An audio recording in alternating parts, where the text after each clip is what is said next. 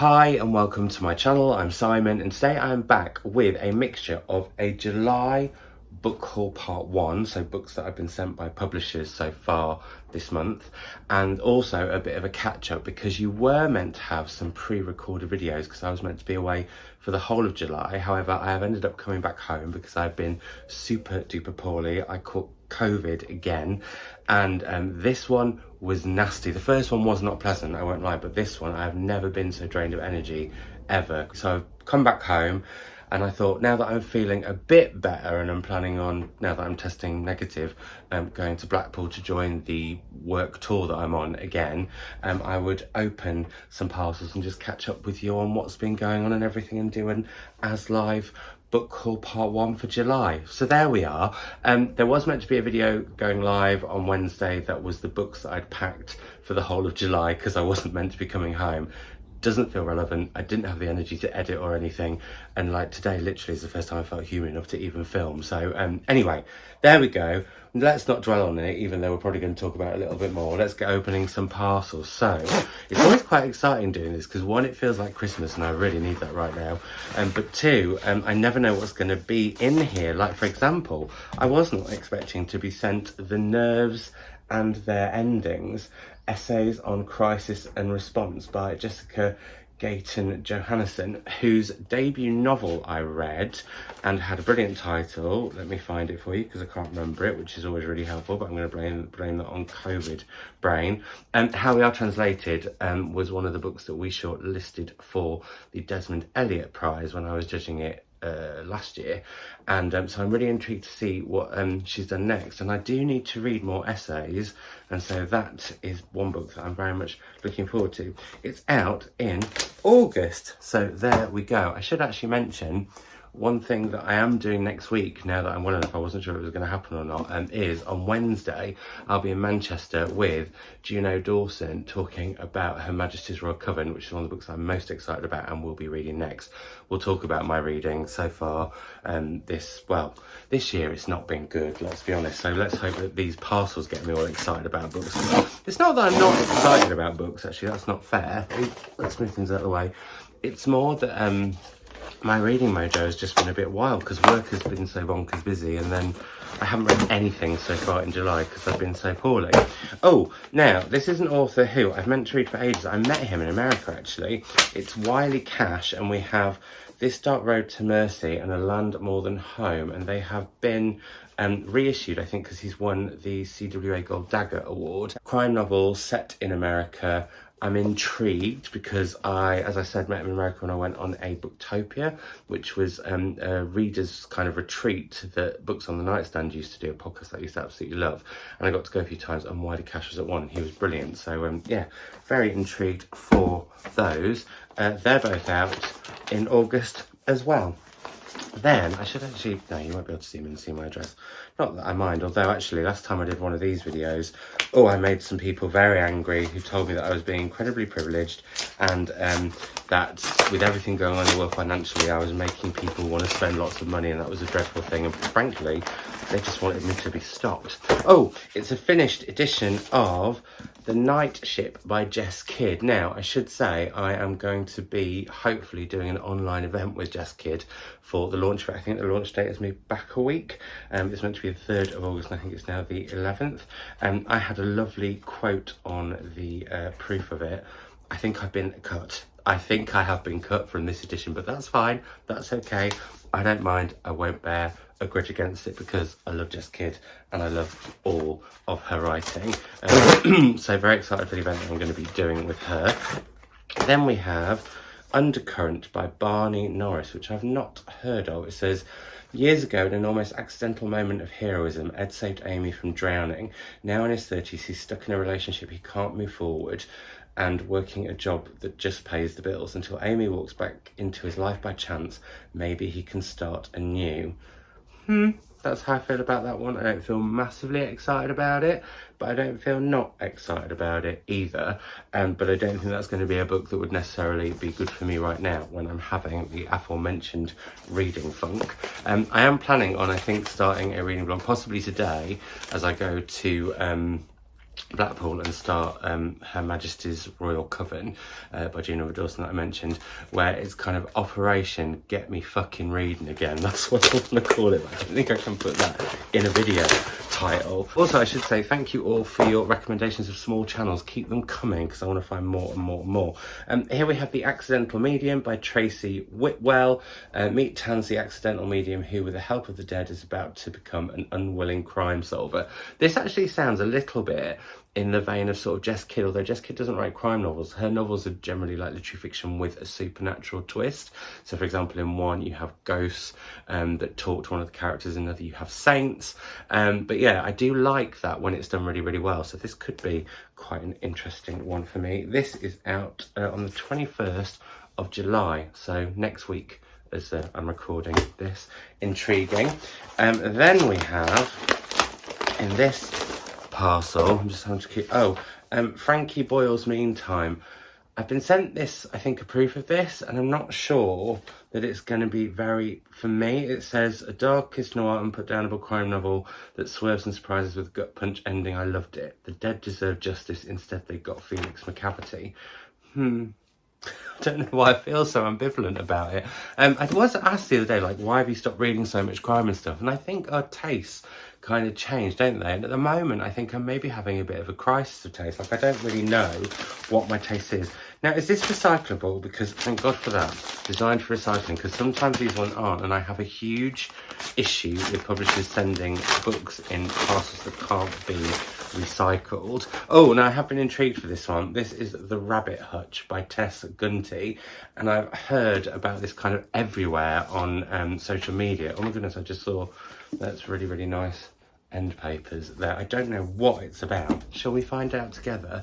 Blandine isn't like other residents in her building. An online obituary writer, a young mother with a dark secret, a woman waging a solo campaign against rodents, neighbours separated only by thin walls of a low-cost housing. So my breath still a bit like that post being ill, or still being slightly ill. Anyway, not contagious though. Neighbours separated only by the thin walls of a low-cost housing complex in the once bustling industrial centre of Vaca Vale, Indiana. Welcome to The Rabbit Hutch. I do love the idea of books where they kind of nosy through people who live close to each other but might not choose to. Apartment living I found interesting, and having all those neighbours, but I find it more interesting in fiction than I do in reality for various different reasons. It's been nice to be home, I have to say. I was only away like 2 weeks, although they were quite an intense 2 weeks. I was so sick. I'd kind of geared myself up to not be here for that long, and then to like come back for a bit and then go away. So I think going away for longer now in August, because I'm going to be coming back after this on the 1st of August for I think 3 or 4 days, it's probably going to feel weird because I wanted to get the longest bit done, but I've now got that to come, so that's strange. Anyway, All About Evie by Madison Taylor. I meant to read his debut and I haven't yet. I think it was called Evie Epworth, so I think it's about the same character, so I feel like I have to read that one first before I can read a sequel. I'm very strict on that. Are you? Let me know in the comments down below. So, oh, I don't like it when the parcel's already open. So here we have All I Said Was True by Imran Mahood. I'm guessing from this cover it's going to be a crime novel. And we were talking about what had happened to my taste in crime. It's kind of gone a bit, and I've been getting back into the Susan Hill books. The trilogy, the series, the Simon Sorrella series that I really like by her. Wow, that's something to say. Simon Sorrella series. Say that 6 times. It's given me like a taste for it, but I haven't dashed back to it. And this says accused, arrested, innocent, question mark. I think as well, doing Crime Time with Pip was always a really good way of getting me into more crime, and me and Pip do want to bring that back, but obviously I'm travelling, well, I was meant to be travelling from July non-stop until August, then back briefly, and then travelling until September, but I'm still doing all of that, so I won't really be home properly till October, so maybe we'll bring it back then, which is when potentially me and Melanie are going to bring our book club back as well, so maybe you'll get some more collaborations going on. But yeah, anyway, there's that one. It is out on the 21st of July, as was one of the other books. Oh, I thought no, I thought there was a little additional gift in there. There wasn't. It's just the way the parcel goes, and now I look like something. Anyway, what's this? This is Everything the Light Touches by Janice Paré. It's a lovely cover, that, and it's from Borough Press, and it's out on the 13th of October, and it says, In this bold and brilliant work from the award-winning author of The Nine-Chambered Heart, Journeys across continents and centuries intertwine in a multi-layered saga that unfolds through the lives of 4 unique characters.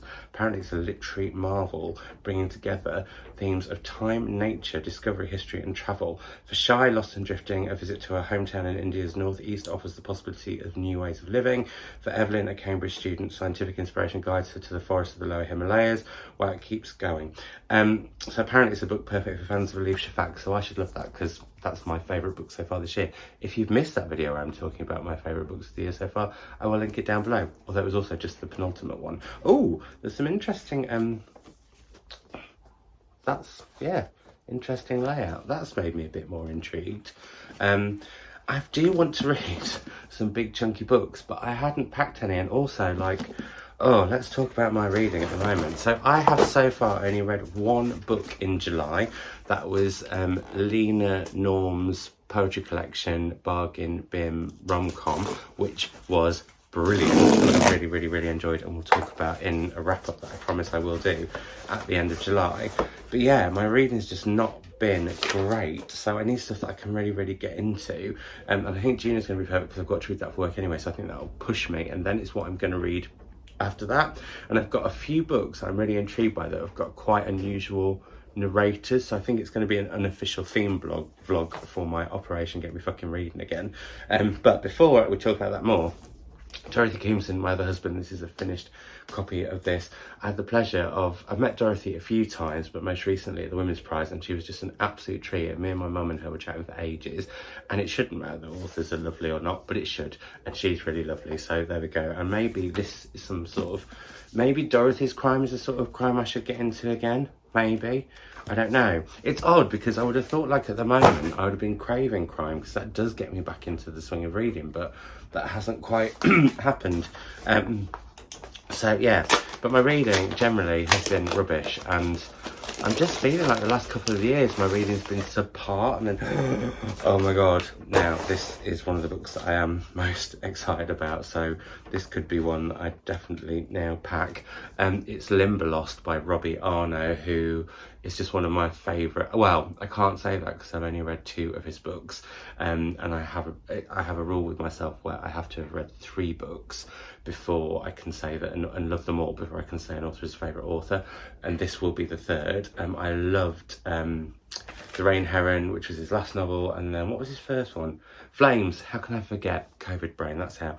I don't know why, honestly. I have been saying to people, I think I have got like COVID brain. Everything's a bit dulled and stiller and foggy when I think about it. I don't know why I'm doing that at the same time. There we go, jazz hands. I'm really, really, really, really excited for this one, and I need to stop saving authors for a rainy day and just getting to them when I want to read them because I'm excited for them. So maybe that could be a reading vlog, because I've got a few books like that. I'm going to put this book separate because it's one that I am really super duper keen to get to. Before actually we go on about how awful my reading is, I like this cover. Okay then, that's great. That's a great cover. Susanna Wise, it says, I'm standing in the booze aisle of Waitrose, Essex Road, when I see my dead sister. It's my 3rd sighting in as many months. Oh, that sounds really, really good. As I stare at a wall of indecipherable rums, there's a familiar sound that makes my head flick up, as one might for a fire alarm, or more appropriate in this instance for something resplendent, the peal of church bells perhaps. This particular noise is objectively prosaic, yet to my ears entirely gorgeous. It's the sound of Perdita clearing her throat. Oh, this sounds really cool.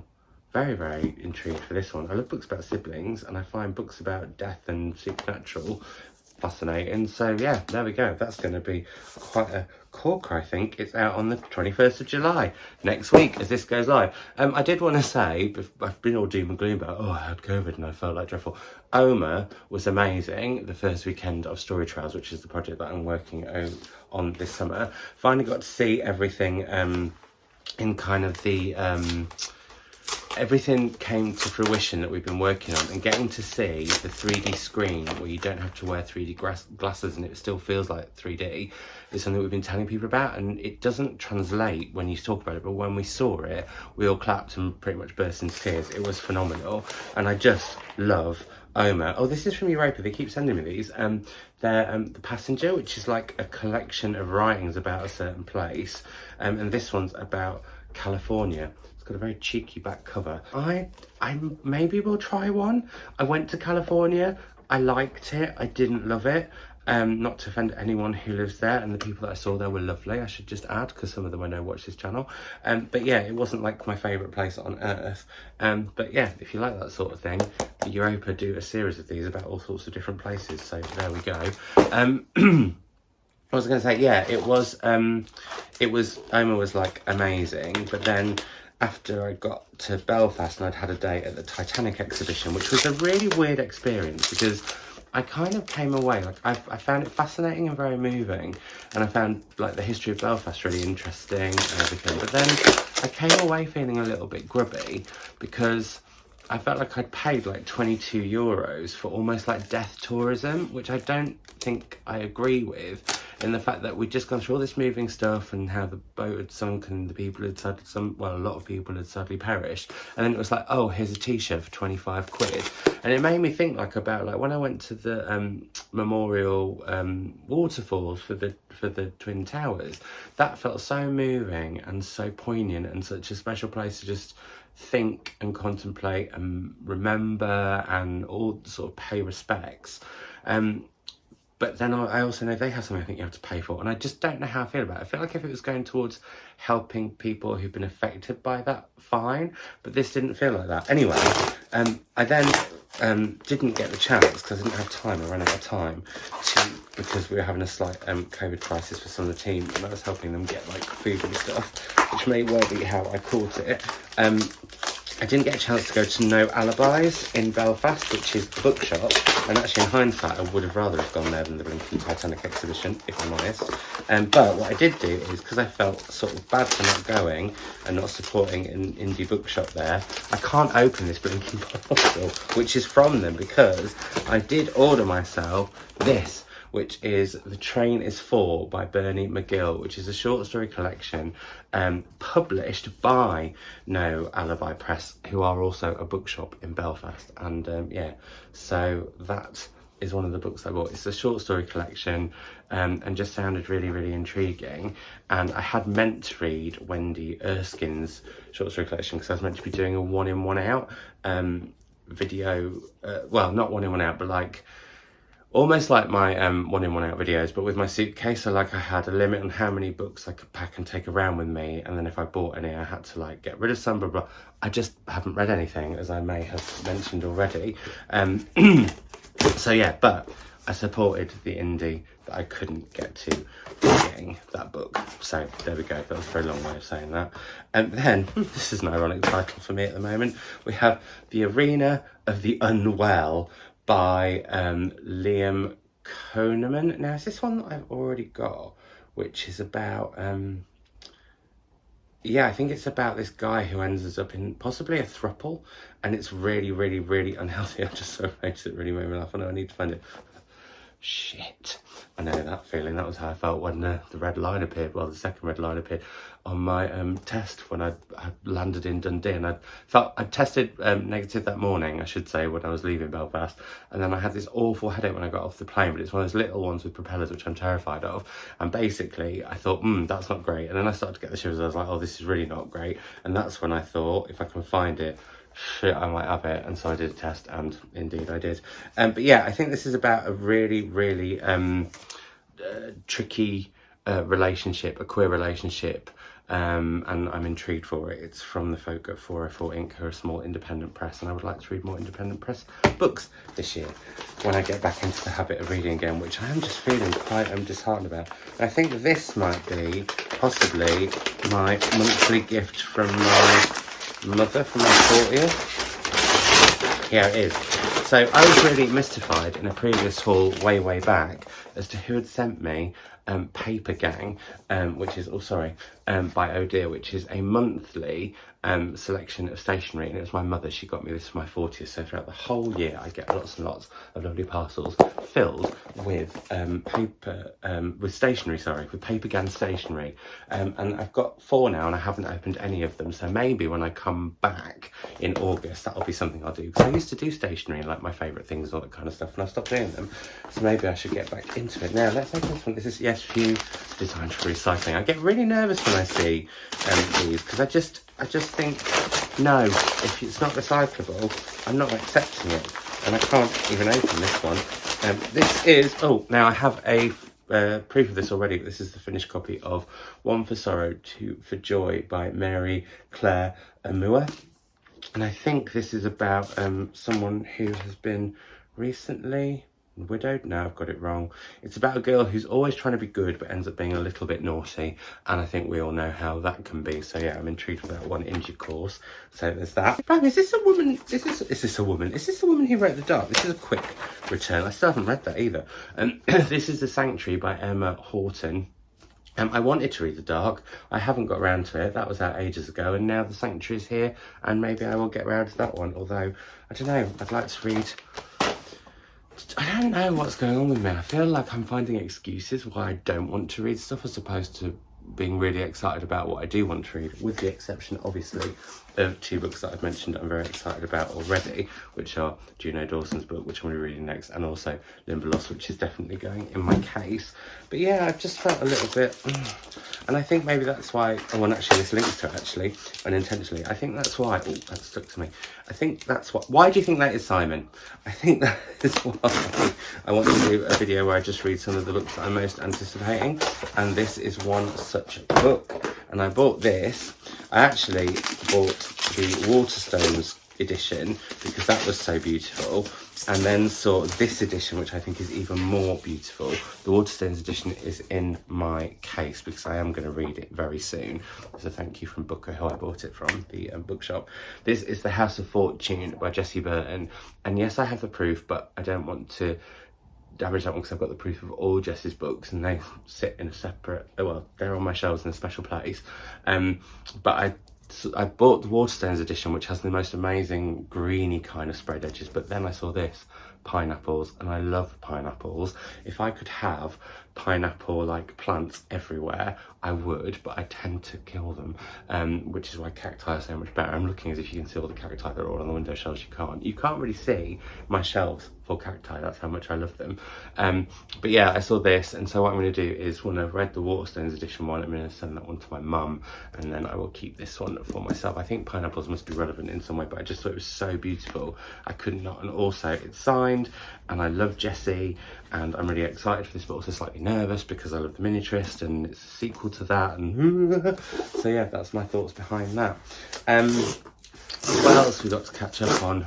I was so sad not to do Dundee and Dumfries libraries. That's like broken me a little bit, and I'm hoping to go back to Dumfries and do their AR trail. So you can do this thing where you sit in this screen. I was talking about this AR screen, which is a 3D screen without you having to wear 3D glasses. It's incredible. You also can do VR experiences, and you can do an AR trail around the town that we go to find out the secret history using BFI film, and it all pops out, and it's like amazing. So you can walk past like a TV, press the TV, and you'll see like the history of that area, etc.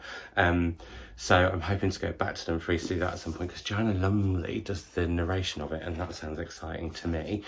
So here we have None of the Above by Travis Alabanza. I have the proof of this. I really want to get to this one soon, so maybe actually I could take the proof with me and then leave this pristine one at home. I've got to work out how I'm going to get back into the swing of my suitcase one in one out situation, because yeah, I'm not taking as many books now because I'm going away for less time, and I didn't read very many, and oh, I don't know what's going to happen with it all. I think everything feels up in there, and I just know that my next movements are, I'm going to Blackpool today, as I'm filming this, it's Thursday, and then I'll be there until Monday, when hopefully I'm having a day at the Pleasure Beach and going on the roller coaster and everything. And then I go to Manchester for Juno's event, then it's Bradford for Story Trails, then it's Sheffield for Story Trails, and then it's Lincoln for Story Trails, and then I come home. Although I'm going to be leaving Lincoln for half of the Saturday because I'm going to a big important event in London. So there we are. And this is Brother Alive, and it's the penultimate parcel. And it is out in August, and it's an astonishing debut novel about family, sexuality, and capital systems of control. So there we are. That intrigues me. Apparently he lives in New York City. I'm planning to hopefully go to New York in October. That's the plan that I'd like. And I'd also really like to go away on like an all-inclusive excuse me, an all-inclusive again in the autumn after this project, because I've never, like, BBC Novels That Shaped Our World, which I worked on, and was like 55 libraries I was working with, and they were putting on over 100 events, and then the pandemic hit, and then they turned it into 300 events because quite a lot went digital and stuff. That was full on. This is like full on in such a different way, but so exciting to see libraries doing something so different. And also, if you come along, I would love it. Jacqueline, sorry, McMahon. She came and met me in Omar, and it was just really, really delightful. So if you do want to say hello while I'm away, feel free to. Oh, this is gorgeous. This is Gods of Want by K. Ming Chang, who wrote Bestiary. I don't want to say that wrong, because that's the sort of thing, if you say the wrong thing, it sounds absolutely dodgy. Bestiary. And this is short stories. And I would like to get back into reading more short. There's a lot of would like with me at the moment. I would like to do this, I would like to do that, and I would like to do the other. And I'm just not, I feel like I don't know. I think when you're poorly, you sort of overthink everything and you have too much time to think, because literally I couldn't read with it. All I could do was watch a lot of reality TV. I have to say, if you've not watched The One That Got Away, I can't recommend it enough. I mean, I watched Too Hot to Handle, all of series 3. I watched the second series of Love is Blind. I've been addicted to Love Island. And then I watched The One That Got Away, and that one I think is my current favourite apart from Love Island, which I'm awfully addicted to. It's just such an interesting premise of like the people from your past that you've kind of missed out on, and what happens if you meet them again. And anyway, I've just been doing a lot of that and thinking and just overthinking and feeling bad that I'm not on. It's just been a bit of a time. Anyway, I don't know what kind of sort of video that one was, but it was kind of a catch up, kind of a haul. I hope you enjoyed it. I'll probably be doing another one of these at the beginning of August with everything else that I get in July when I come home. So if you didn't enjoy this one, whoops, you'll have to skip that one, but hopefully you did.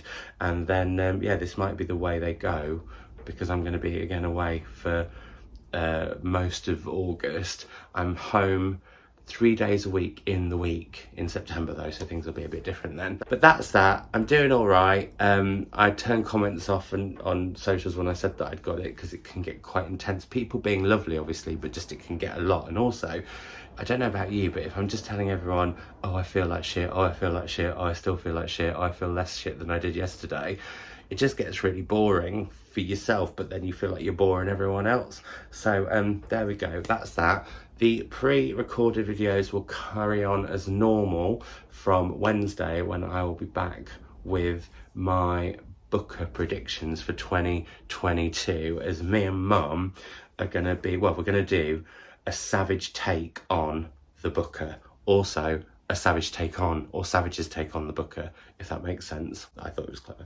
Anyway, moving on, that's that. I hope you're doing super duper well. Let me know if you've read any of these. If you have and you didn't like them, don't let me know that yet. Wait until I've read the books. Who knows when that will be, because I don't seem to be able to read anything at the moment. Do kind of yeah, have a chat with me in the comments down below about everything. I don't really want to talk about COVID massively, other than to say, guys, wear masks where you can. And yeah, it's still very much there. And this one was, I don't want to panic anyone, but this one was definitely, for me personally, worse than the last one. So there we go. But I'm feeling less shit than I felt for a while. So what a note to end this video on. But hopefully you're all doing well, and I will catch up with you next week with Booker predictions, because like I said, me and Mum are going to read the shortlist this year and savage take on the Booker. Savages take on the Booker, a savage take on the Booker. Let me know which of those you prefer. Anyway, I'll speak to you all soon. Bye.